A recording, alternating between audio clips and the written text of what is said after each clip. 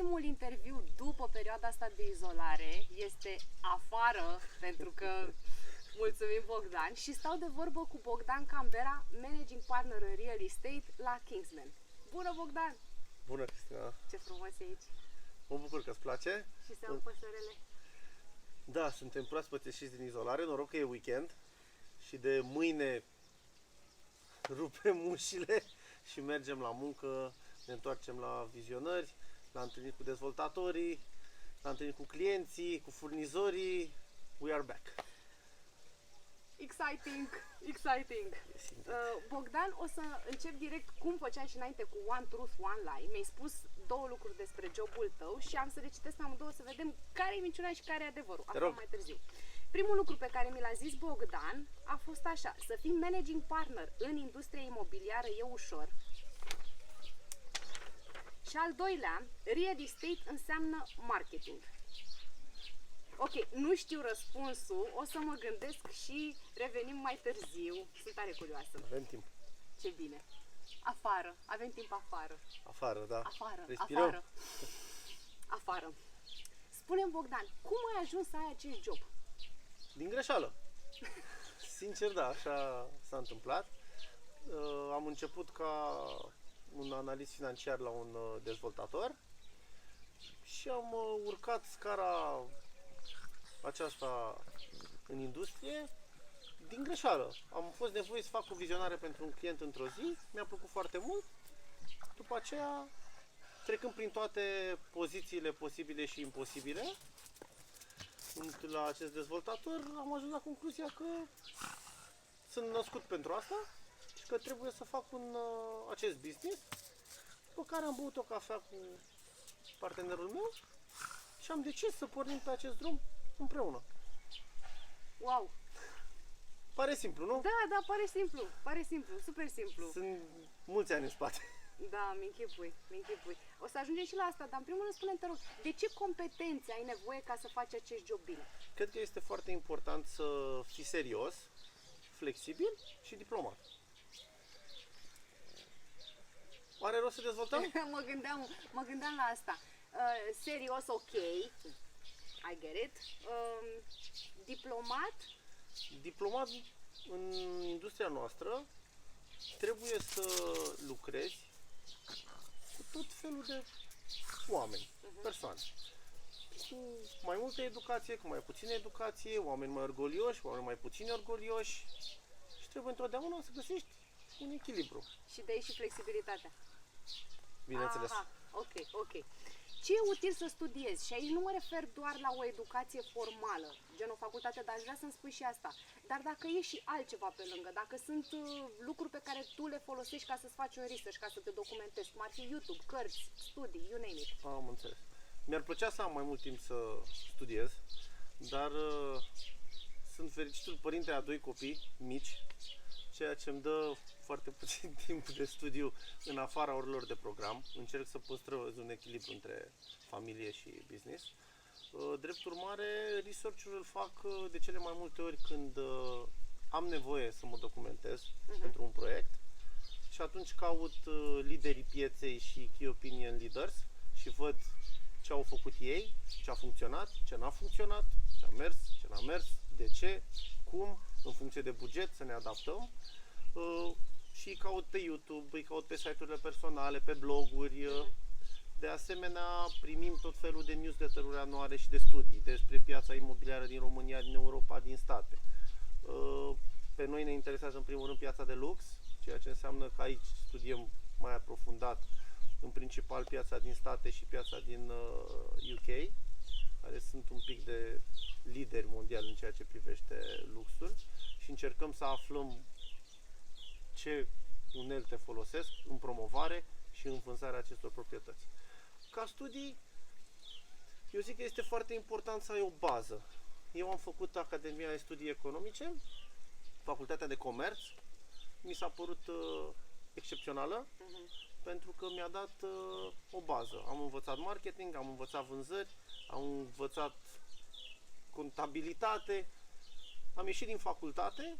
Sincer, nu știam să fac nimic, dar aveam noțiuni despre toate. Ceea ce acum mă ajută să înglobez toate aceste informații în luarea deciziilor. în discuția cu departamentul de marketing, cu departamentul de vânzări, în discuția cu dirigenții de șantier, când mergem pe șantier, în discuția cu dezvoltatorii, când îmi explică nevoile lor economice. Știu să fac bugete, adică cred că este foarte important să ai o bază. Cu cât ai o bază mai largă, aprofundată, cu atât asta te va ajuta mai mult în viitor. Chiar dacă de multe ori mergi la multe cursuri și faci multe cursuri și te gândești, bă, o să mă ajute asta la ceva? Da, sigur o să te ajute. La un moment dat o să te ajute. Ce-ți place cel mai tare la jobul tău? Cunosc foarte mulți oameni de toate tipologiile și asta îmi dă șansa să învăț ceva în fiecare zi. Pentru că în fiecare zi ai șansa să înveți câte ceva de la cineva. Descrie-mi o zi obișnuită de lucru.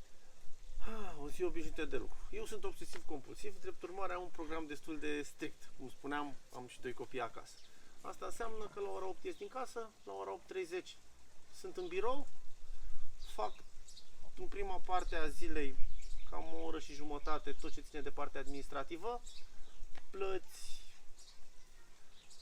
strategii ale mele pentru mine, îmi pun agenda în ordine să văd ce am de făcut în ziua respectivă, după care împreună cu asociatul meu facem un scurt briefing al zilei, ce avem de făcut, continuăm briefing-ul cu colaboratorii noștri și așa dispare aproape jumătate de zi. În a doua parte a zilei, în funcție de agenda, mergem și vizităm șantiere, ceea ce este fun și exciting. Facem vizite cu clienții la anumite proprietăți, merg împreună cu colaboratorii noștri să îi susțin în activitatea pe care o au, întâlniri cu agenția de marketing, întâlniri cu dezvoltatorii, întâlniri și iarăși întâlniri. De-aia ne bucurăm că am ieșit din această pandemie, sper să nu se mai întoarcă, sincer, pentru că eu nu sunt fanul întâlnirilor pe Zoom și întâlnirilor online, pentru că nu simți partenerul de discuție. Știu ce zici. Și eu sunt extrovert și sunt super fericită că mă pot întâlni cu oameni și e într-adevăr cu totul alt vibe. Când te vezi cu cineva, când te privești cu cineva în ochi, când dai mâna cu cineva, cu toate că nu este indicat să facem asta chiar acum. Continuăm cu o distanțare socială încă câteva luni, că e important. Da, dar există speranță. Vezi speranța acum. Sigur o să. Eu cred că sunt pregătită să-mi spun părerea la ce mi este aici. Am să mai citesc o dată. Deci Bogdan mi-a zis așa: să fii managing partner în industria imobiliară e ușor. Și al doilea lucru, real estate înseamnă marketing. Tendința mea, nu știu, este să spun să fii managing partner în industria imobiliară e ușor, e o minciună. Pentru că eu nu știu ce e ușor în lumea asta și dacă ăsta este lucrul ușor, e meca pentru mine. Ceea ce înseamnă că real estate înseamnă marketing, e adevărul. Nu, e greșit. Nu! Pare rău, dar e greșit. Ia zi. Să fii managing partner este ușor. Atâta timp cât lucrezi cu oamenii potriviți și cât menții o linie clară, directă și nu te abați de la principiile tale. Dacă vrei să dezvolt, dar nu, sincer, nu știu dacă e cazul. Spune-mi tu, că eu îți spun, e ușor să fii. Dacă lucrezi cu oamenii potriviți pe care tu îi alegi, lucrezi cu cine alegi tu. Nu te obligă nimeni să lucrezi. Da. Ok. Spune-mi atunci cum real estate înseamnă marketing. Da, este o minciună. Real estate înseamnă enorm de multe ore de lucru în spate, înseamnă, cum discutam și mai devreme, înseamnă calcule, înseamnă bugete, înseamnă întâlniri, înseamnă strategie, înseamnă muncă. Deci cine spune că imaginea contează în real estate, că imaginea contează, vinde. a spus nimeni că nu contează. Însă, imaginea e o bucățică mică. Foarte mică. Cea mai mică. Lumea crede că dacă arăți bine, ești îmbrăcat bine, tot wow, e minunat, vai, de ce trebuie să plătim comisioane? Nu. În spatele fiurilor pe care le încasăm stau foarte multe ore de muncă, foarte multe ore de negocieri, foarte multă diplomație, cum spuneam și mai devreme. Ok. Mulțumesc pentru asta, habar n-aveam. Fiecare job are și aspecte pe care le descoperi abia după ce ai ajuns să ocupi rolul respectiv. Ce te-a surprins pe tine cel mai tare la jobul tău? Responsabilitatea care apasă pe umerii mei acum. Pentru că acum nu am o responsabilitate doar față de angajator sau doar față de partenerul meu. Acum am o responsabilitate față de dezvoltator. Pentru că îi promit ceva, iar eu nu promit fără să mă țin de cuvânt. Față de toți furnizorii pe care i-am, pentru că noi ne angajăm la niște contracte, deci trebuie să fac cumva să le plătesc. Față de toți colaboratorii mei, oamenii cu care lucrez, angajați, parteneri, colaboratori, trebuie să le creez cadrul perfect. Ceea ce înseamnă iarăși responsabilitate. Adică, practic, decizia pe care o iau eu se răsfrânge asupra foarte multor oameni. Ok. Dacă ai luat de la început, ce îi face diferit? Aș fi mai aspru, mai sever puțin. Cu cine? Cu toată lumea. Și cu tine? Cu mine sunt mai aspru și mai sever de când sunt managing partner, dar aș fi cu toată lumea. Câteodată sunt prea blând? Da, și bun, cum ar spune asociatul meu. Las prea mult de la mine câteodată, dar e important să știm să și lăsăm de la noi. Trebuie deal-urile să meargă înainte, fără ca ele să fie oprite într-un orgoliu. Care e cea mai bună cale ca cineva să ajungă să aibă jobul tău? Cea mai bună cale? Cea mai bună cale e experiența. Și ca să o dobândești, este nevoie să lucrezi câțiva ani într-o firmă care se ocupă cu așa ceva serios, într-o firmă serioasă, care să spună la dispoziție toate uneltele necesare pentru a înțelege ce înseamnă tot acest business și tot acest tip de management, pentru că este cu totul și totul diferit de alte tipuri de management. Deci experiență în real estate. Da, în real estate per ansamblu, nu doar în vânzări, nu doar în management de proiect, nu doar în construire de bugete, marketing, cum spuneam mai devreme, e complex, nu e cum pare. Și atunci și o universitate sau facultate?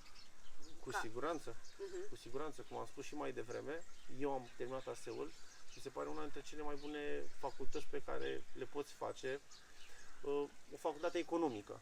Pentru că ai nevoie și de un background economic ca să înțelegi nevoia clientului, la fel cum poți să înțelegi nevoia dezvoltatorului, să înțelegi cum fundamentează fiecare, că fiecare își fundamentează altfel nevoia, iar în real estate totul se în jurul economiei. Fix că e economia unei familii sau fix că este economia unei corporații.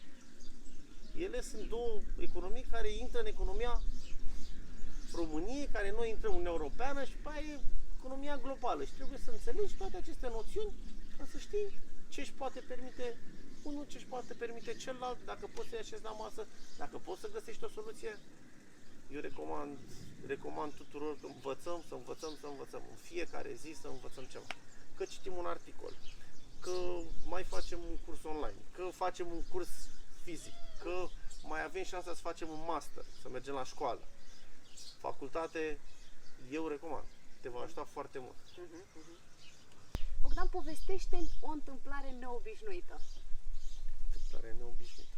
Cum ți-am zis, aici e un mediu mai serios, în care confidențialitatea oricum e foarte importantă pentru clienții noștri. Nu avem foarte multe întâmplări și dacă sunt, nu pot fi povestite. Dar ce poate fi neobișnuit? Mâine ne întoarcem la birou, nu? Nu vreau să-mi imaginez cum o să arăt eu și asociatul meu și toți colaboratorii noștri în sacou mâine. Sper să nu pleznească pe noi după perioada asta de pandemie. Wow. O să vedem, sper să nu. Mi-ai construit așa o imagine. Sunt curioasă acum dacă toată lumea care se întoarce la birou o să aibă, știi? Sincer, mai ales că a fost și Paștele, cred că 90%. Bună imagine. Recomandă-ne un film. Un film. Pentru mine întotdeauna a existat un singur film. Nu a existat niciodată alt film. The Godfather, Nașul, prima parte, cu Marlon Brando și Al Pacino, dintr-un singur motiv. Cred cu tărie că este îmbinarea perfectă a definiției, este îmbinarea perfectă între afaceri și familie. Punct. Eu când mă refer la afaceri, mă refer la afaceri în adevăratul sens al cuvântului, să nu înțelegem greșit numele filmului. E îmbinarea perfectă, pentru că familia, dacă este unită, poate să facă orice. Nu există opreliști atâta timp cât există unitate. Ce frumos. Iar legat de familie, eu mai am o vorbă. Prietenii sunt familia pe care ți-o alegi. Da, foarte frumos. Bogdan, îți mulțumesc mult de tot pentru toată experiența asta de a fi afară și a avea discuția asta afară și pentru toate informațiile pe care mi le-ai spus și mie și cei care o să se uite despre jobul de managing partner. Dacă îți place ce vezi, like și subscribe. Eu sunt Cristina Neacșu și te provoc să-ți fie bine. La revedere!